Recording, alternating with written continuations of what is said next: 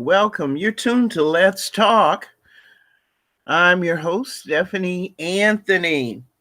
It's a lift every voice and sing kind of morning. And you need to let me know if my audio is coming through loud and clear. If it is, give me a thumbs up or, say, I hear you. One of those things that will let me know that we do that we can, know that we are communicating. I'm Stephanie Anthony, your host to Let's Talk since 2007. Back in 2007, we began the Let's Talk program on WTQT Power 106.1 FM. Nowadays, not only are we heard on WTQT, but also we are a part of the www.247praiseradio.com family, which broadcasts throughout the world. We're very proud to be a part of that group that's led by Reverend Ivory D. Payne, who is also the publisher of the Baton Rouge Weekly Press newspaper. And we encourage you to download the 247praiseradio.com app, and also to get the wonderful Baton Weekly Press newspaper, the hard copy or online. Just Google it. Listen, some of you may not realize that many years ago, I served as the first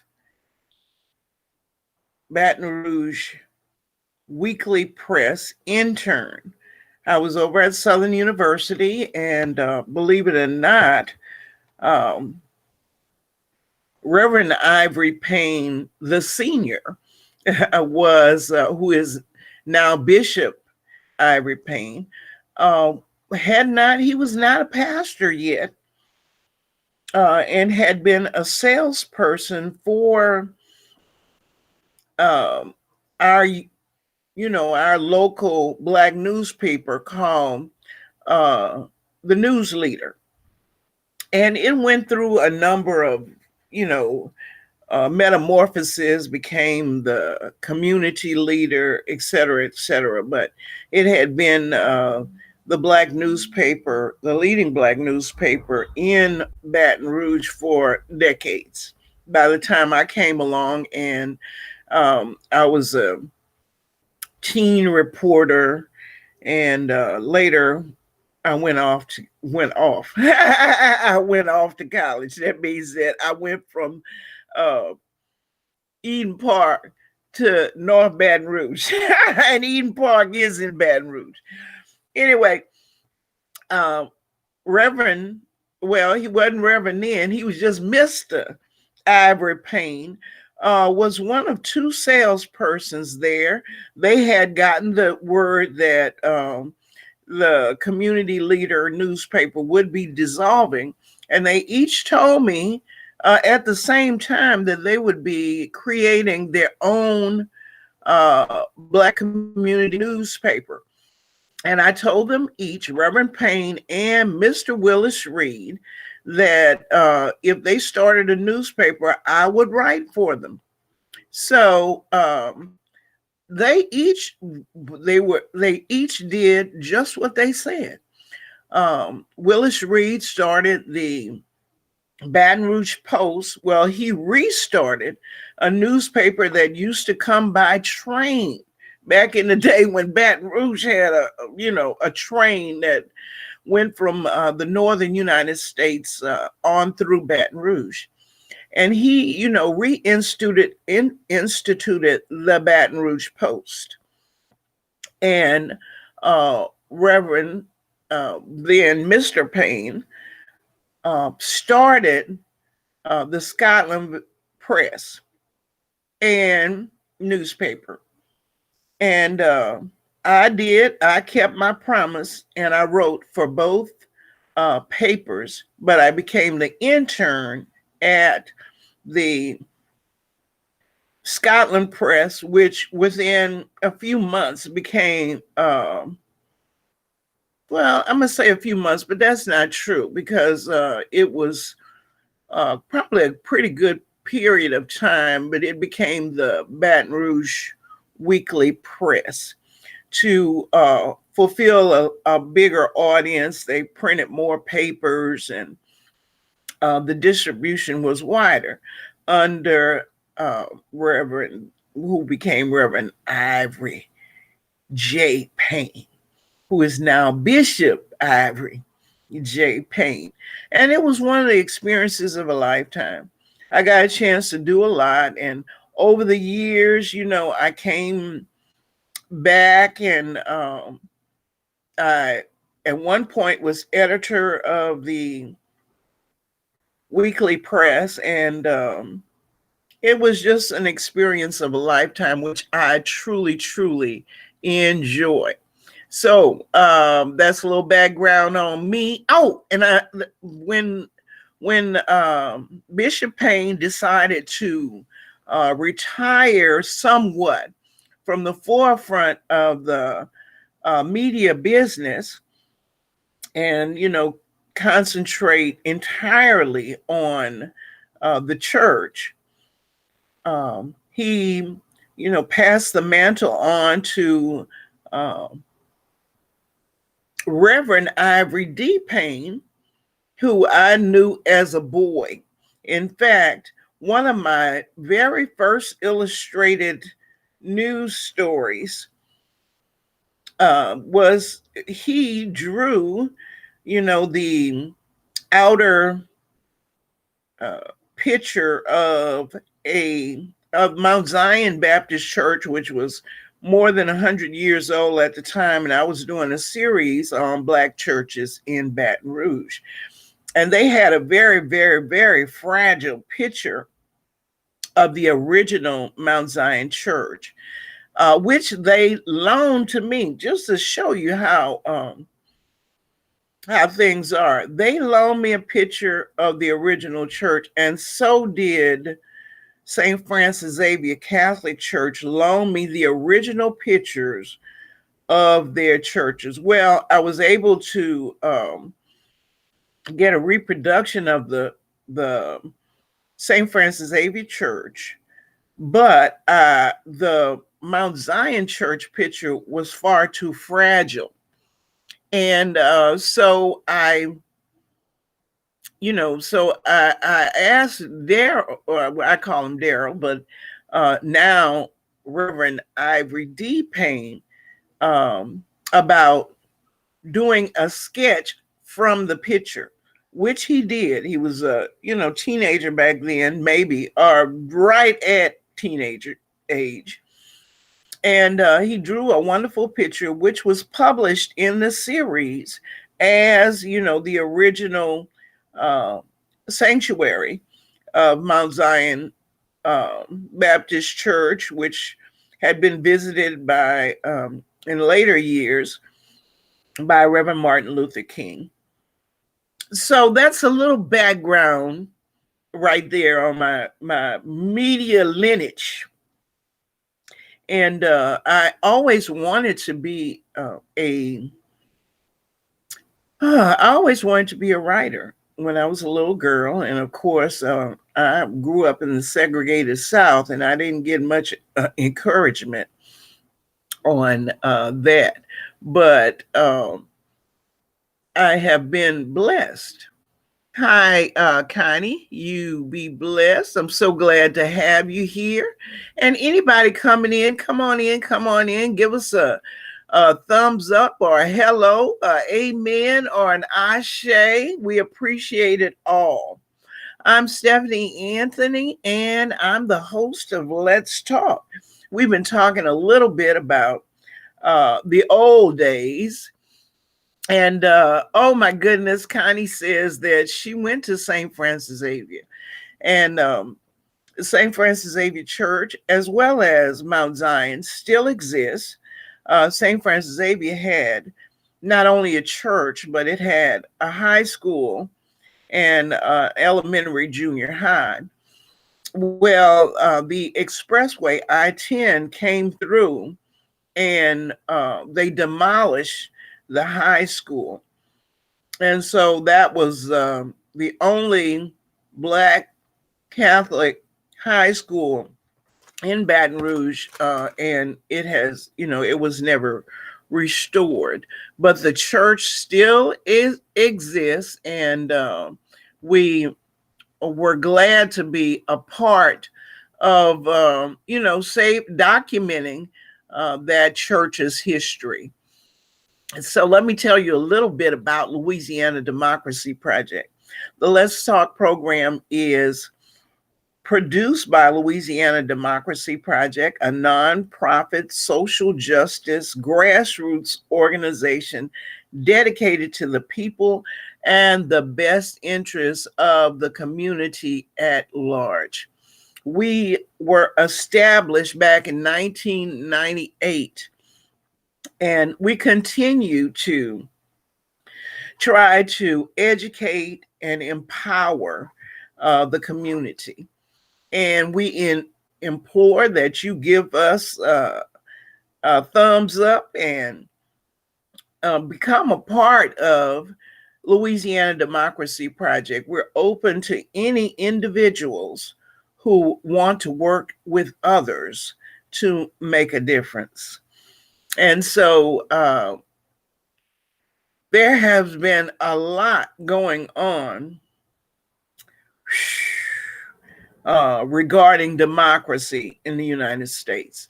Unless you're under a rock, you know that there was oh my goodness, a takeover of the United States Capitol, something that I never, ever would have imagined, because, of course, I thought that the Capitol Hill was one of the most secure, well-guarded places on the planet. I really did.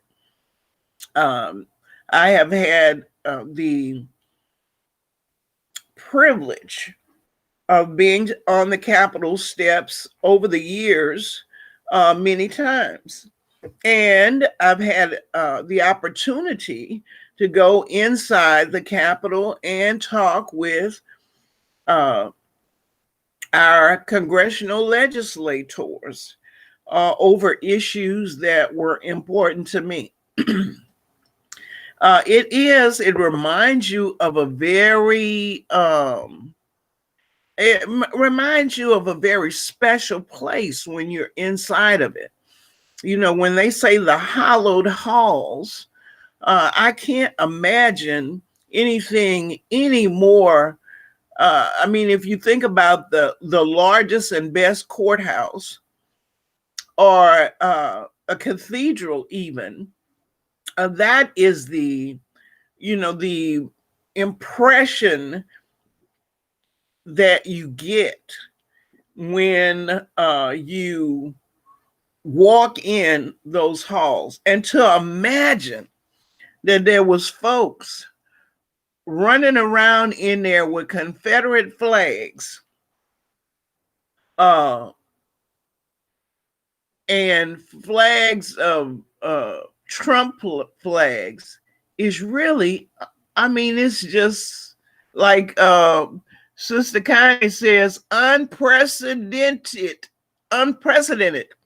I mean, I was glued to the TV, and I was like, what is this world coming to?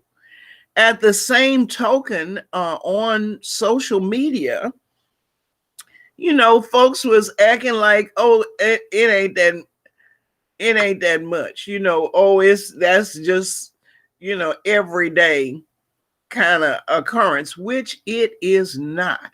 And I am so pleased as I understand that the I got to take a breath.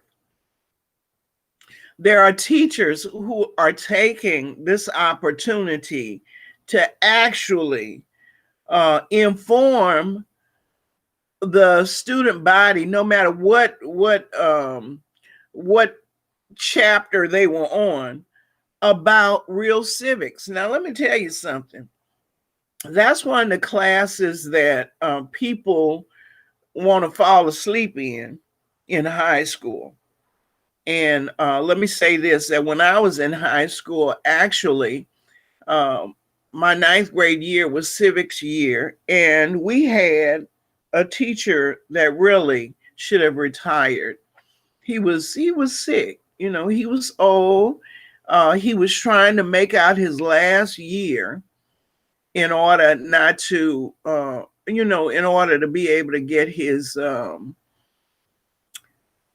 benefits to retire.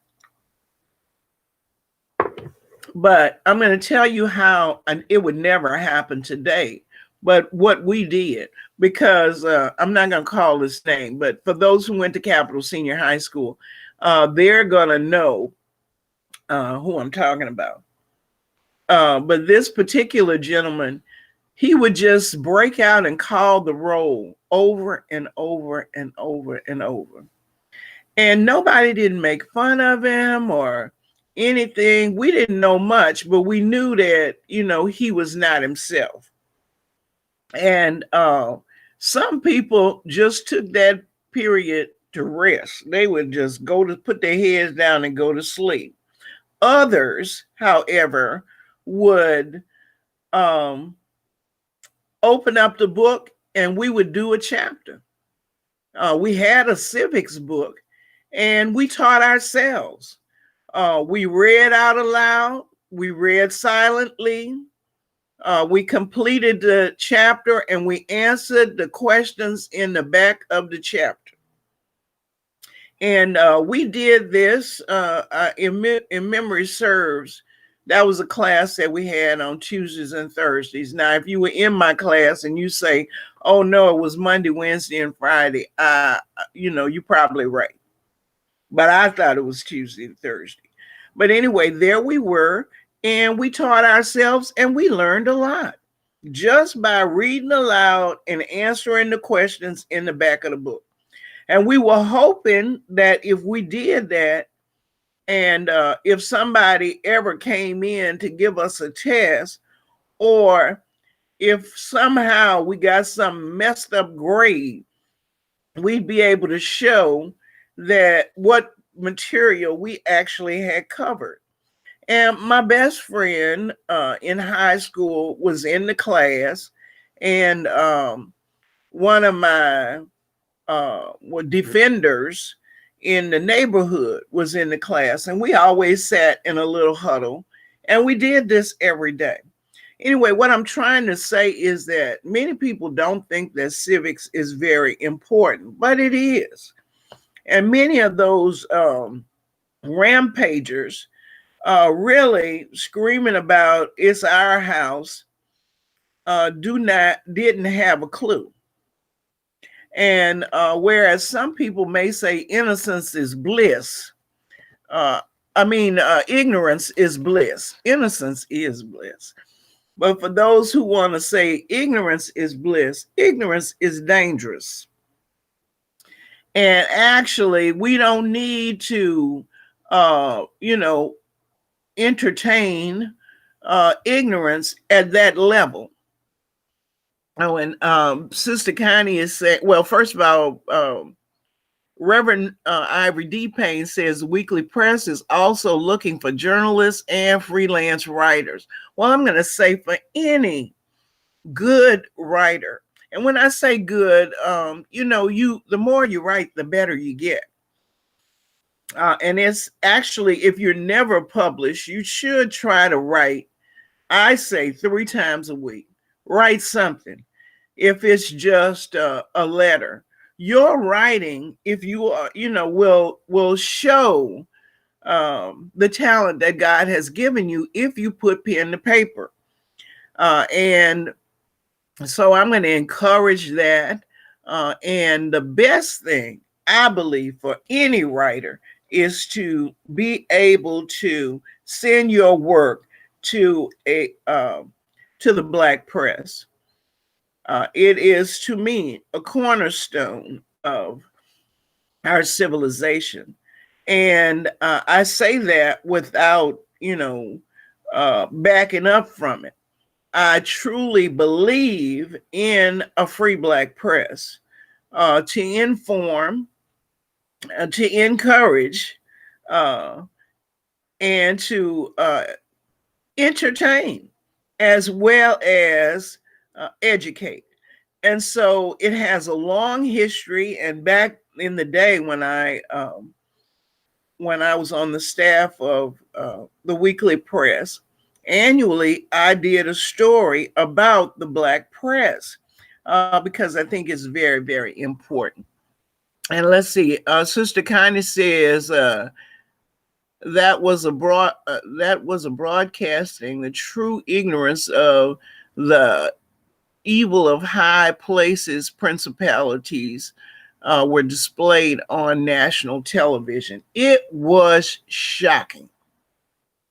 And when the president-elect came on and, I don't want to say pleaded, I don't want to say cajoled, I don't want to say charged the sitting president to speak out to stop the carnage.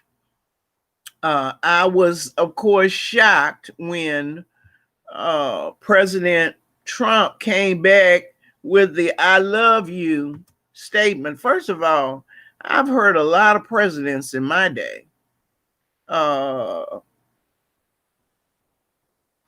They were my fellow Americans.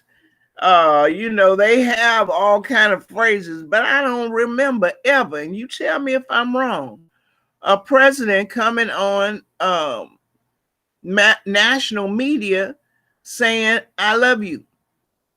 I don't remember that. Now, if it has happened and I somehow missed it, please let me know what president came on national media and addressed the citizenry and said, "I love you."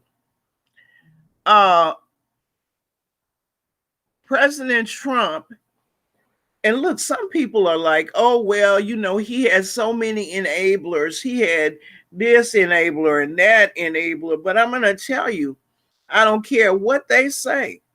One of the biggest enablers was the press, not the Black press, the establishment press. And why do you say, well, Stephanie Anthony, why are you saying such a thing? I'm saying it because when he was following behind President Obama, talking about he was not born in the United States, and when he had all these people thinking that Hawaii was not part of the United States, the establishment media was giving him airtime. Now, let me tell you something that I've noticed about, the establishment media. They will decide that they are not going to broadcast some stuff. And the things that they decide they're not going to broadcast may be very incendiary. For example, the Unabomber. The Unabomber had written pages and pages and pages of information regarding uh, his manifesto and this and that about what he thought. They did not read out not one page of that stuff. They did not give him no microphone. Nobody wasn't in there trying to interview him. Uh, and that is what you find with many, dregs of society that's trying to get a voice, that the establishment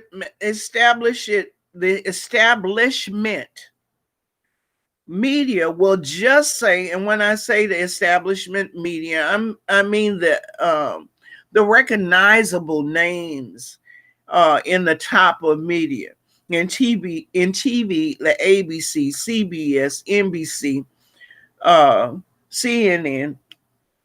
In print, the Washington Post, the New York Times, those giant conglomerate newspapers that travel across the United States.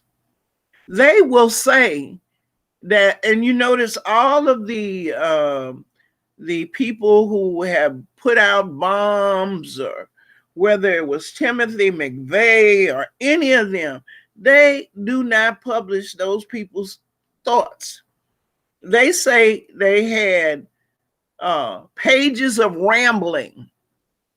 They just, give it some name to explain to their readership that it don't make no sense. And that's where they go with it.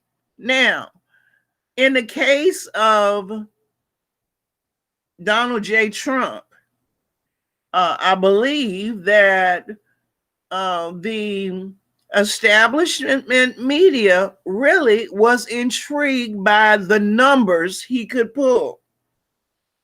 They related to the numbers he pulled with his reality show, and they found him to be very entertaining, and they gave him a platform. The platform that they gave him with the birther, which was a lie, stacked on top of a racist lie, but they allowed him to follow President Obama around. Show me the birth certificate. Show me the birth certificate. That's not a real birth certificate. Hawaii not a state. The whole gamut of foolishness. And it propelled him into the White House. Now, of course, there's more than enough blame to go around. Democrats were always trying to be, in my opinion, the Democratic leadership was always trying to act with decorum, with foolishness, and they were trying to answer stupidity as if it had merit. And this emboldened the misinformers to continually spew misinformation. Now, for some, you say, oh, well, it was, it's his opinion, or, what's the alternate facts, alternate truth. A lie is a lie is a lie is a lie and should be called out as a lie. Now you've got this, Hillary Clinton kind of said it, it's a group of misfits holding up a platform of misinformation. And the leadership of the misinformation is still the Republican Party, which is sad. It's sad on so many levels.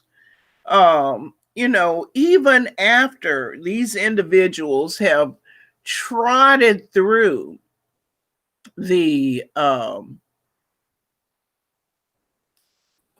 hallowed halls of Capitol Hill, they broke out windows. One of the, and I did update that, 5 people have lost their lives with this mess. President Trump first put out the call during the debates. He said they were telling him denounce during the debates, denounce these folks that are anarchists and they don't mean the United States any harm. Denounce them. And what did he say? He said, "Oh, well, who are you talking about?" They said, "Well, Proud Boys." He said, "All right, Proud Boys, stand back and stand by."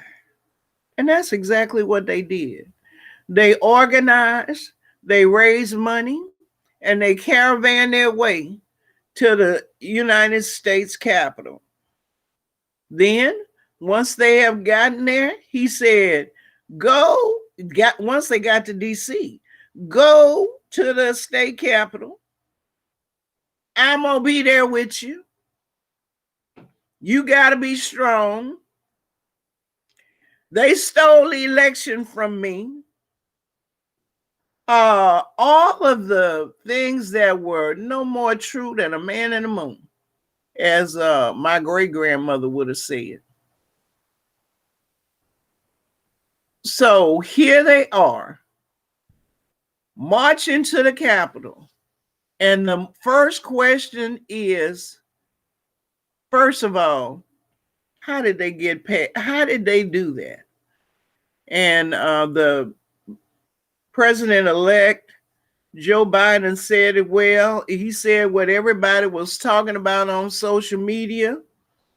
They couldn't have never got near them steps if they were Black. Now, that's a given. Anybody that says that, oh, it's the same, they were treated the same, they must be living in an alternate universe. They never would have gotten in there. And only shots fired once. These people got Molotov cocktail, they got pipe bombs, they got guns, and only 13, my last count, were charged. Now they say 52 were arrested. That's still, out of all them people, there's more than 52 of them inside the Capitol itself. They let them leave. They would have had paddy wagons from DC to Baton Rouge if there had been Black people. Oh my goodness, they would have called out everything. It would have been helicopters dropping smoke bombs. It would have been rubber bullets everywhere. But they were able to go in peace, like the president said, go home, and now they're scrambling to try to identify them to go somewhere and arrest them. Now, out of all of this, there is some light at the end of the tunnel, I believe. And that is that President Trump's um, Twitter account has been suspended. So that's a good thing. It should have been suspended. Had to take a loss of life and a takeover of the Capitol. And for you who are scholars, I don't never know about no takeover of the Capitol. Now I know that they took over the White House, during. Now let me see. I don't want to get it wrong. I believe the White House was taken over at some point, but I don't believe it was during the Civil War. I believe it was during Adams. No, during Madison's. Somebody tell me. I need to do a little research as to when. I don't remember reading about the Capitol Hill being overrun before. Now, if you got information on it, please share it. And I see that Reverend Ivory D. Payne does say that 5 were dead, and he has posted the link. And Sister Connie said it would have been a massacre if it had been Black people. Sister Catherine says, oh, very sad. No morals. Some people just want to be part of a large cause greater than themselves, as if it might validate their craziness. And you are right. There is disparity in security tactics. As for BLM, Black Lives Matter. I agree wholeheartedly. Thank you so much, Sister Catherine. And Reverend Ivy D. Payne says he has put up a link regarding the Twitter ban of President Trump being permanent. And, hats off to that, because I think he has just continuously put out bad information, lies and propaganda, stirred up unrest, and has made himself the forerunner of overthrowing the government. And that's, I don't care how you try to sugarcoat it.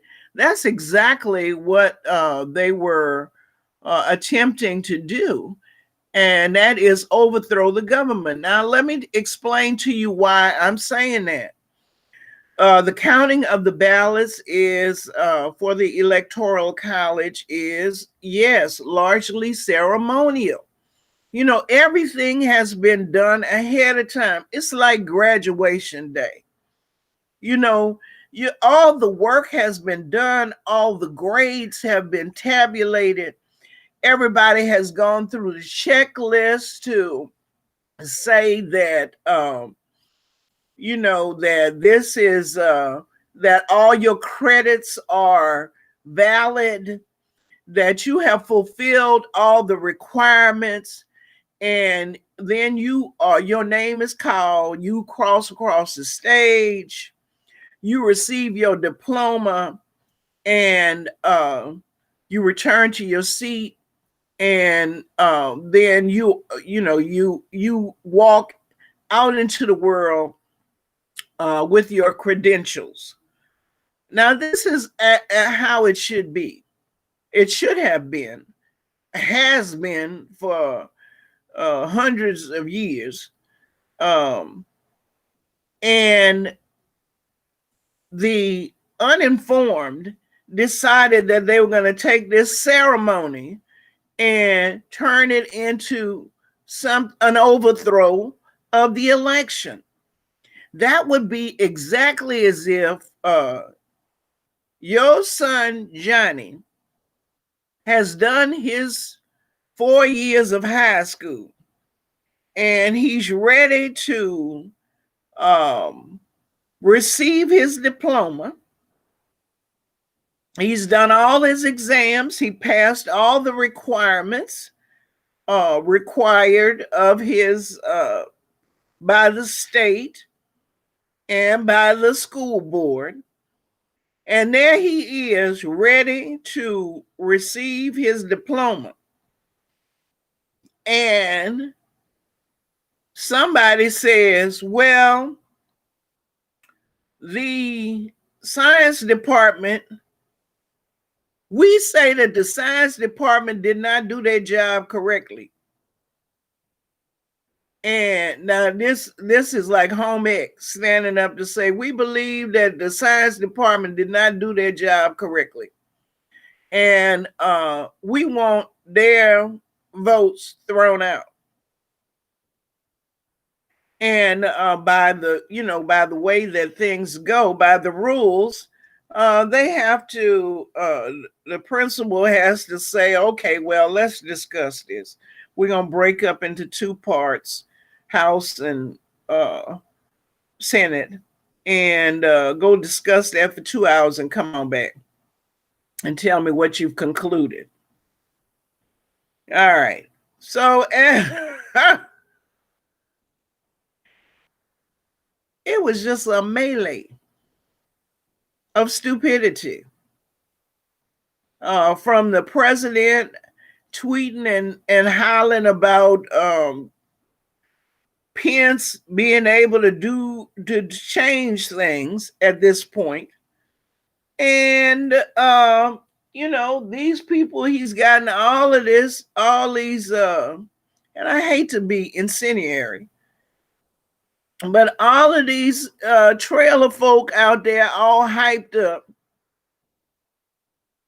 the civic sleepers, that something at this point could be changed. Now, this is not to say, now remember, now they've already been through the courts, and the courts with stacked, Trumpers. And here we are, they want to say, we want to throw out the votes of an entire state. We were still in the A's in Arizona. And then they got all these congressmen in the House wanting to hold up this foolishness, talking about irregularities. Well, me and you both know that in the hood there have been irregularities for decades, ever since we got the right to vote. And I'm going to tell you how long I know it's got to be, because when I was a little girl, whenever my grandmother wanted to really emphasize something, nervousness or jitteriness or somebody ill at ease, she say he was sweating like a colored man on election day. So that was my grandmother. That means that there was intimidation and irregularities regarding election day and colored folks back in her era. So, and everybody knows, the scramble before election of them purging you off the road from a spot you've lived in forever. And of course, my situation that I have personally is that they will split the precinct. They move my part of the precinct somewhere else. The building that they moved it to don't have no air, no heat. There's no signs. It's way back in the corner in the dark. There's no signs to direct you of how to get there. People in the neighborhood have to just point to let you know, go this way or go that way to get to the poll. You want to talk about irregularities? We have to fight to be able to cast our vote. And we just listen. We just uh, constantly talking about or informing the registrar of voters when they have closed down the polls, and they're doing with black people over over black commissioners over things. Talking about we done, and it's not in our town 8 o'clock yet, and folks standing up outside. Anyway, irregularities. We could go for days talking about irregularities. But the thing that I love to point out is that Al Gore,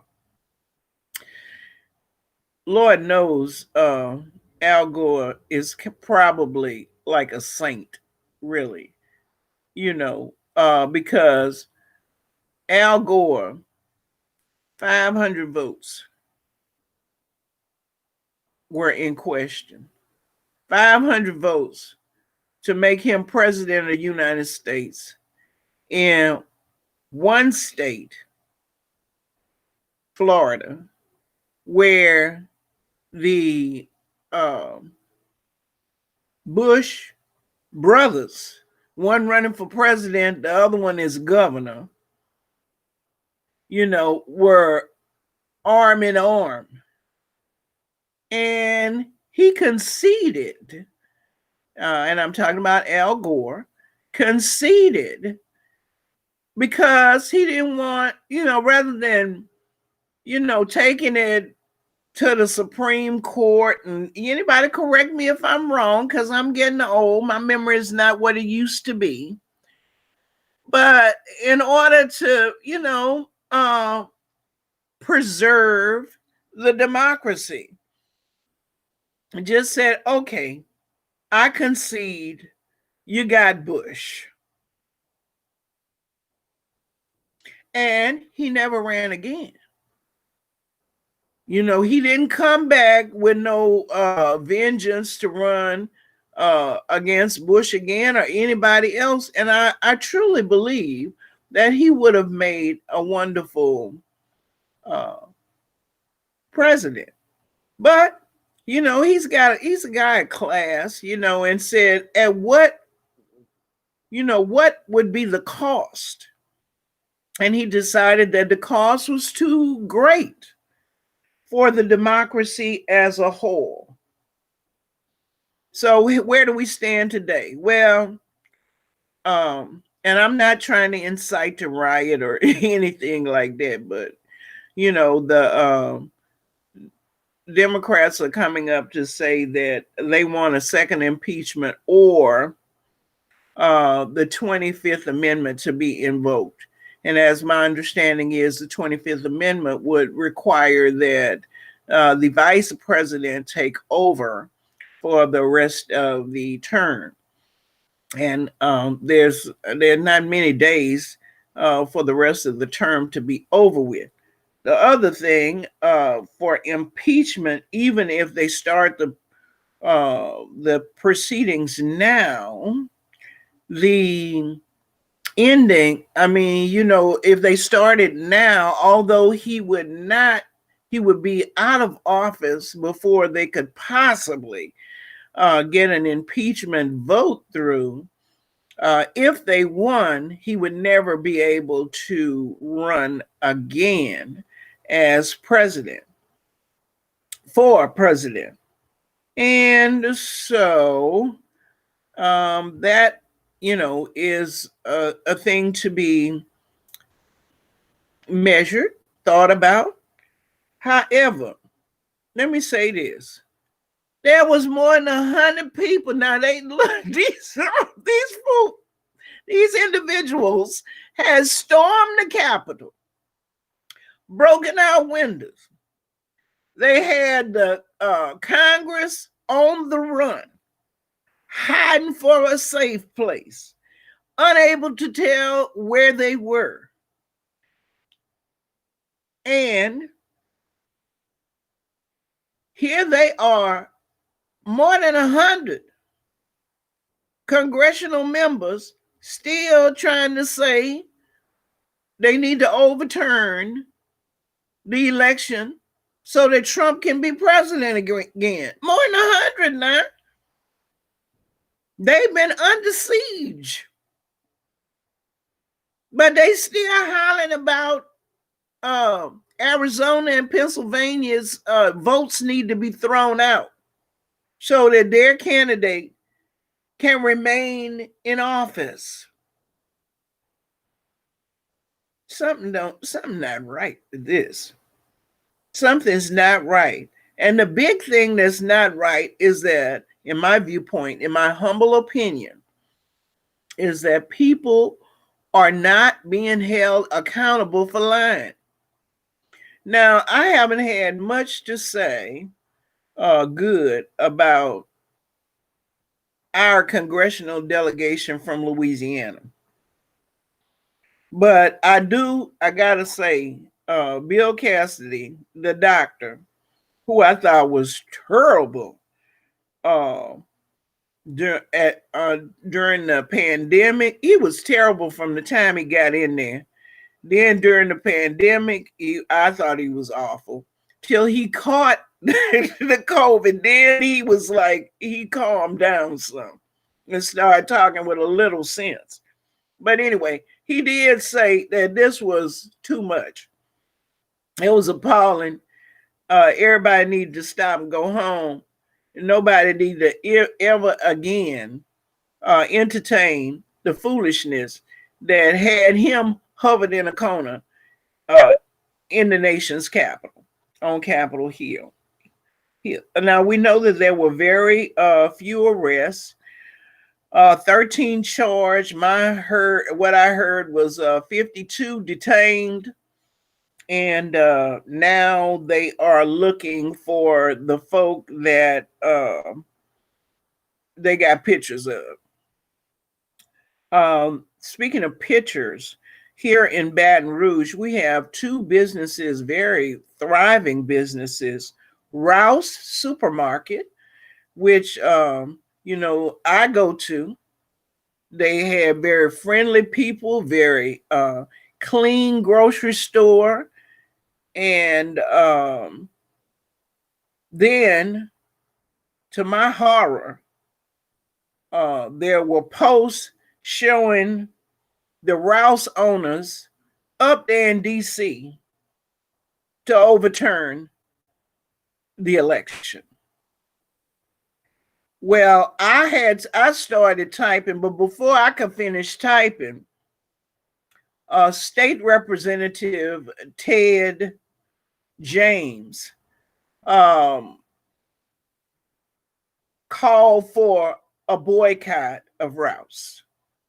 And I salute him for that.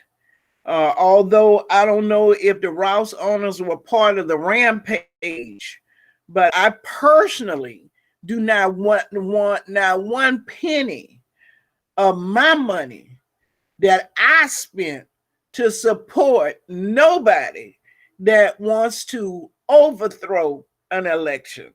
That's just, I don't want not 1 mil of my money to go to anybody with that mindset.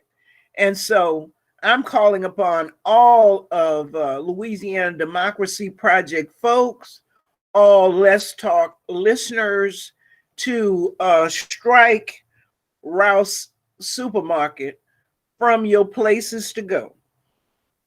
Now, I also understand that a local business owner's Red Zeppelin, which is a bar that I actually had, I'm not a bar goer, but I actually thought that they were most unique in making outdoor space even before, because it's a small building, but they made like an outdoor bar with plastic that keeps out the heat and keeps in the cool, and keeps out the cool and keeps in the heat of their facility. Now they posting, their owners posting up that they were in as the Capitol was being rampaged. They're posting up outside the Capitol that they in the mix. So I just say don't go there. Don't support that ignorance. Don't support that mess. You know, we have serious problems in Louisiana. In fact, in the next few minutes, I need to say that it is my understanding that they're talking about Baton Rouge, the state of Louisiana, going back to phase one. That's just how um, great the rampage of COVID-19 is in the state of Louisiana. We were some of the tops, and we brought down, we flattened the curve, we were making wonderful progress, and then uh, things turned around.